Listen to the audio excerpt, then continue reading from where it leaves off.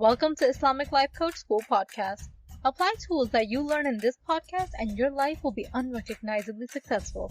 Now your host, Dr. Kamal Akhtar. Hello, everyone. Peace and blessings be upon all of you. The topic of today's podcast came about in a very self-awakening moment because I always tell myself that I don't want to be a controlling parent. But then I realized I was trying to control all of the outcomes that my kids were creating when it came to, let's say, putting their laundry away or keeping their rooms clean or doing their homework. I kept telling myself I don't want to be too strict, but as soon as they forgot their schedule for the next activity, I was too quick to be strict and get upset. And I still am at times, but now I'm operating with a slightly better understanding of what's happening. And that's all we're attempting to do, living with awareness and choosing the better options about how we actually want to live. So first, let me start out with the concept of embedded commands. When I told myself I don't want to be a strict parent, I don't want to be a controlling parent, the embedded commands are strict and controlling. And that's how I show up as a parent, even though that's exactly what I'm trying to avoid. And you might be surprised by how could that be happening since I'm giving myself clear instructions and being vigilant and being careful about not being a strict parent. That's what I personally thought would be enough, and I could get away with these goals for myself of not being strict and not being controlling. But what we're not told, and what I'm going to share with you in this podcast, is the most fascinating concept, and that has to do with the powerful subconscious mind that cannot work with the negative embedded commands.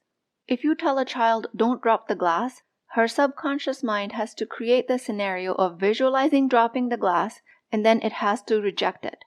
Subconscious mind cannot work with negative commands. It cannot work in vacuums. And I've given you this example multiple times before.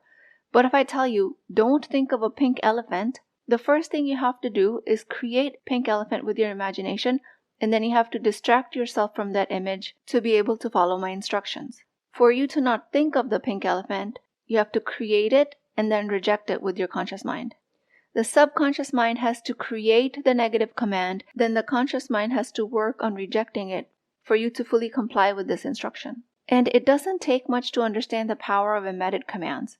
These commands influence behaviors. Let's quickly review this concept and see how we can use the subconscious mind as a power tool. As you listen to this podcast, you'll find an immediate gift of understanding and then a long-term gift of shifting yours and other people's behaviors around you. We do this to enhance our lives, not to control others. Embedded commands are a technique used in neurolinguistic programming, where a suggestion is hidden within a larger sentence or message, aiming to bypass the conscious mind and speak directly to the subconscious. For example, when discussing stress management techniques, I might say, as you listen to the soothing sound, allow yourself to relax completely.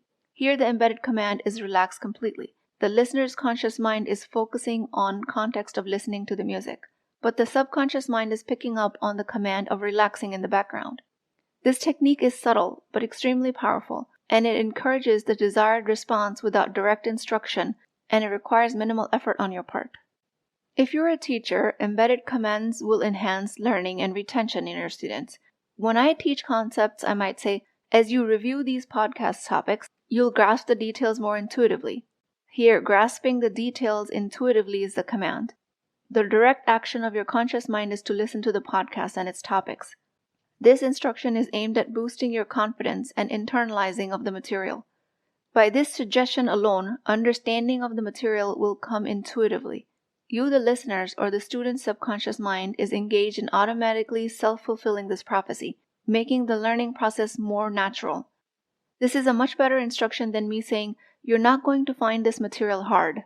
Because when I tell you this, there's a possibility in the back of your mind that this material could possibly be hard. And believe it or not, I have already given you an embedded command of you finding a gift in this podcast.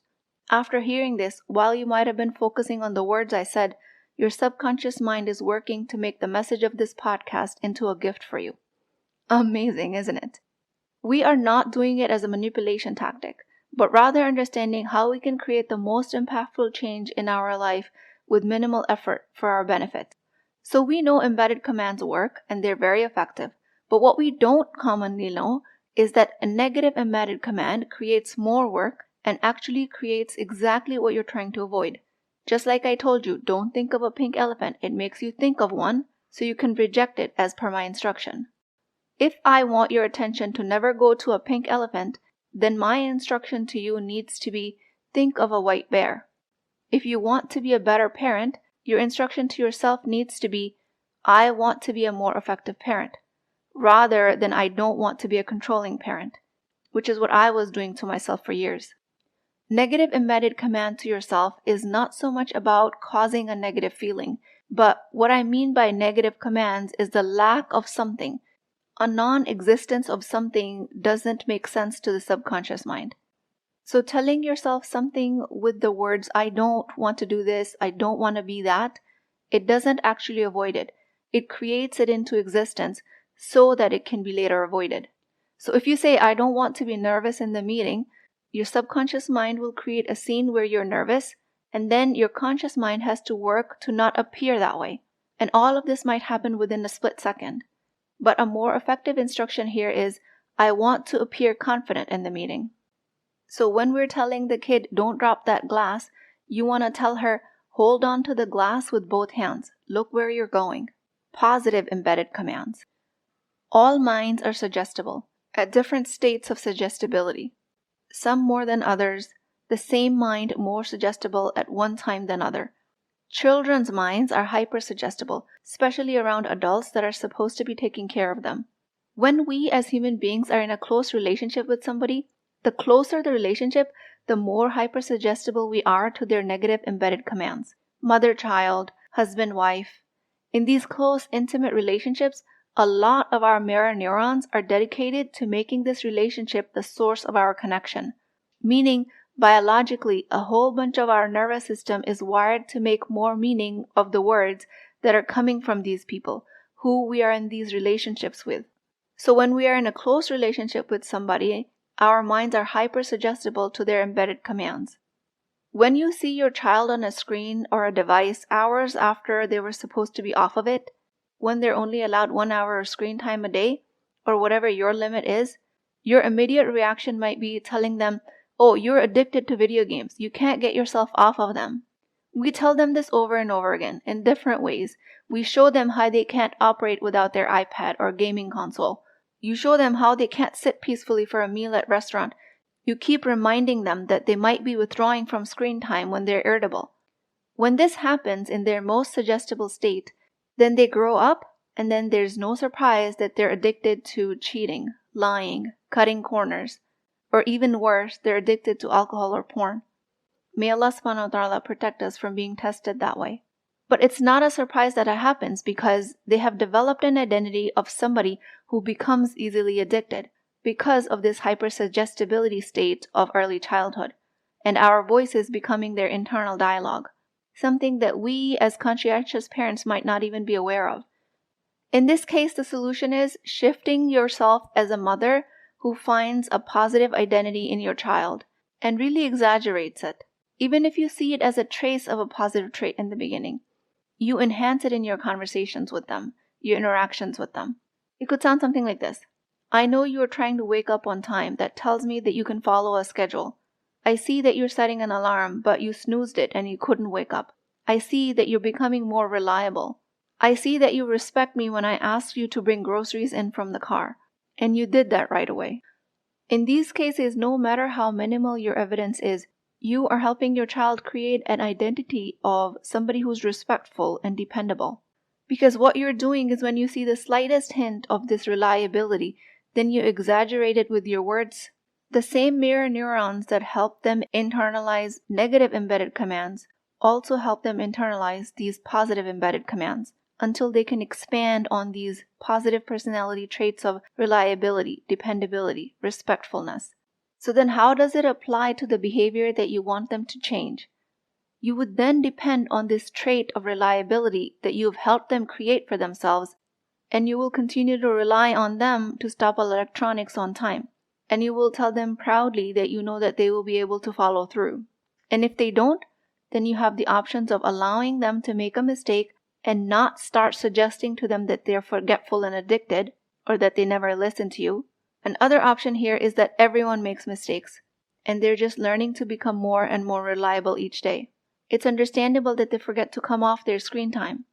And you always have the option of enforcing consequences from a loving place, being the loving authority, keeping their right to be respected as a child intact, continuing with positive embedded commands. And if you're trying to encourage physical activity in your kids, options are, I see that you want to be more active, I'll help you get into the pool, and I'll watch you while you swim. Rather than creating an identity of a lazy teenager, embedded command of them being always lazy. Or when you tell your husband, why can't you ever pick up after yourself? What is being suggested here is the person who doesn't pick up after themselves. You want to state things in a positive embedded command, not because you want to feel better, not that everything's always going to be rainbows and peachy. It's not going to be easy either. But here what I mean about positive isn't about conscious thoughts that make you feel good. But what I'm referring to is a constructive instruction. Something that doesn't force your mind to act the opposite way. Again, because the only way a subconscious mind can avoid something is by creating it and then avoiding it. So we want to give shortcuts and give it embedded commands that bypass this prolonged process of creating and avoiding altogether. And we say it in a constructive instruction towards what we're trying to achieve. I don't want to be a bad parent. I don't want to be like my mother. Very ineffective commands for your own subconscious mind. Speaking to yourself constructively here will be saying, I want to be the best parent I know how to be. If you tell yourself, I don't want to be a parent like my mother, your mind will create an image of you acting like your mother, and then maybe your conscious mind will be able to reject it, but you will always be staying in this discombobulated state. And you'll find yourself parenting like your mother, confused why this keeps happening. Or if you have some news for your friend and you start by saying, don't freak out when I tell you this. This has the embedded command of not freaking out. Highly, highly ineffective. And if nothing else works, and you just have to remember a generic instruction for yourself, that could be that I'm getting good at giving positive instructions to myself. This can be a great start for the beginning of your practice. If you are a project manager or in a leadership position, most effective communication is, I know we've done a project like this before. I know we can come together as a team and deliver once again. Instead of, I don't want any late reports. I don't want anybody missing the meetings. All wasteful commands. All of it will create a possibility of what you don't want. Another example is, I don't want to create children that are dependent on me, versus, I want to create independent children. An even better positive embedded command and a constructive instruction for yourself here is, rather than me creating independent children, I teach them independence, preferably by example. The better thought to practice here is I want them to learn independence. And maybe sometimes I'm the source of it, or sometimes other people are. If you are a poor test taker, or you do good in written tests but fail oral tests, this is rooted in some sort of fear of the two. The mind creates forgetfulness in the setting of fear.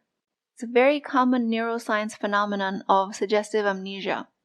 The reason you fail a type of exam that you're actually afraid to fail is because of this fear and worry that you create around it. So suggestive amnesia is through your brain's response of stress and fear. It otherwise does not have the capability on focusing on the knowledge that you've acquired in high-pressure settings that you're creating for yourself. When you're under perceived increased stress under an interview or an exam situation, the brain's amygdala activates the stress response, releasing cortisol and adrenaline. This impairs the prefrontal cortex, which is the organ responsible for higher order thinking, skills such as reasoning, problem solving. All of it is crucial in interviews and exams. And this ongoing state of stress associated with interview taking or test taking only strengthens the brain's response to fear, making it a self-reinforcing cycle. So to counteract all of that, we rely on positive embedded commands, which gradually weakens the old pathways associated with fear and anxiety. You focus on your skills during the test. You focus on the hard work that you put in. You focus on remembering and recalling. You focus on confidence during an interview. Remembering things that are believable to you, like, I know all of the answers that an interviewer is going to ask me. I believe in my qualifications.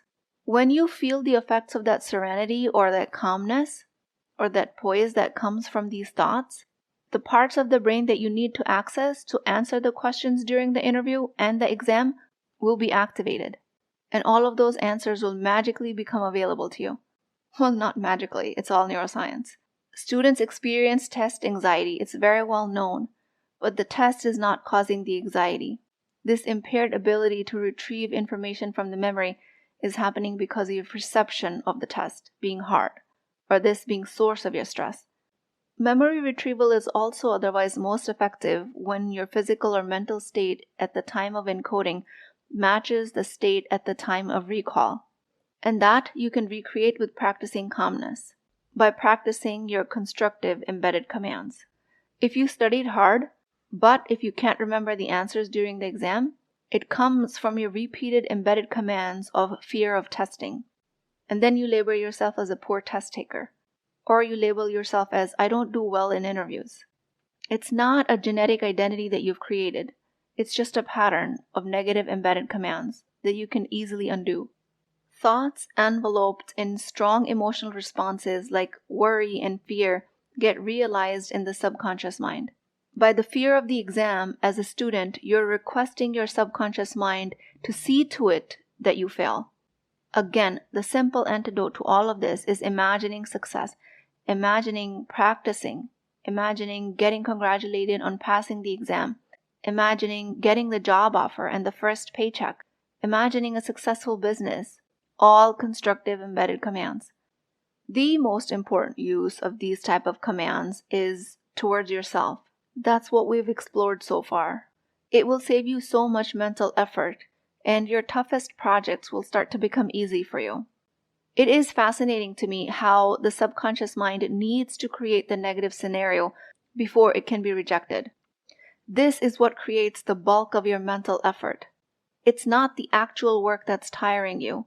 Majority of the time, it's the mental work that drains your energy. And the work has to do with getting over the obstacles that your subconscious mind is creating based on your negative embedded commands. You can forego all of this nonsense. You can literally get rid of it. And it will make your life so much easier, so much more peaceful, inshallah. This is how you can understand how some of your behavior is not in line with how you're actually thinking you should act. Because all of these embedded commands are influencing your behavior. And we use this technique not to manipulate, but to create meaningful change. Thoughts that start with, don't be like this, don't do that, create exactly what you're trying not to create. Thoughts based on fear create exactly the outcome that you're afraid of. To harness this power of embedded commands for positive change, focus on constructive and affirmative language. Subconscious mind tends to materialize the scenarios it focuses on. Emphasize and exaggerate the positive attributes. That can be your knowledge, a beginner's skill level, experience, one good thing that you did in your past. Leverage that to create positive embedded commands. And by doing so, you're not only avoiding the creation of negative self-fulfilling prophecies, you're making your life much easier, cutting down on the bulk of the work, and you're actively building a positive and empowering environment for both yourself and your loved ones. As I end this podcast, I want to bring your attention to the du'as that I frequently repeat that are loaded with constructive embedded commands, all for the sake of a mind hack, keeping my life easy and reducing my mental load. I invite you to adopt the du'as that resonate the best with you, or all of them if possible. With Allah subhanahu wa ta'ala's grace and bounty, my subconscious knows no bounds in providing me solutions with ease. With my trust in Allah, who has placed just the right form of wisdom in me, I know how to instruct my subconscious mind perfectly. With hope and trust in His plan alone, I anticipate the greatest outcomes that my mind has to offer. Under Allah's guidance, I can help my mind bring my intentions to reality. I firmly believe that the workings of my subconscious, nurtured and guided by Allah, encounter no obstacles. I pray that Allah's limitless mercy gives me the clarity and strength to move forward, ensuring that every project that Allah subhanahu wa ta'ala has given me the capacity to initiate also reaches its rightful conclusion. It is by Allah's benevolent wisdom that my endeavors are guided, allowing all of my goals and aspirations to be fulfilled in harmony with my vision and with Allah's divine will. Please keep me in your du'as. I will talk to you guys next time. If you're interested in getting coached by me, I'm offering a very affordable opportunity to do that with Wisdom Wednesdays. This is not a course, not a lecture. This is an opportunity for live coaching, real change with Islamic adab and etiquette. You do not need more information. You actually need a space to create change. At $19.99 a month, which is the price of takeout dinner, you as a Muslim woman will create confidence, intimacy, and connection without shame or fear of judgment, because your privacy is my highest priority. So join at www.islamiclifecoachschool.com, resources, Wisdom Wednesdays. I'll see you inside, inshallah.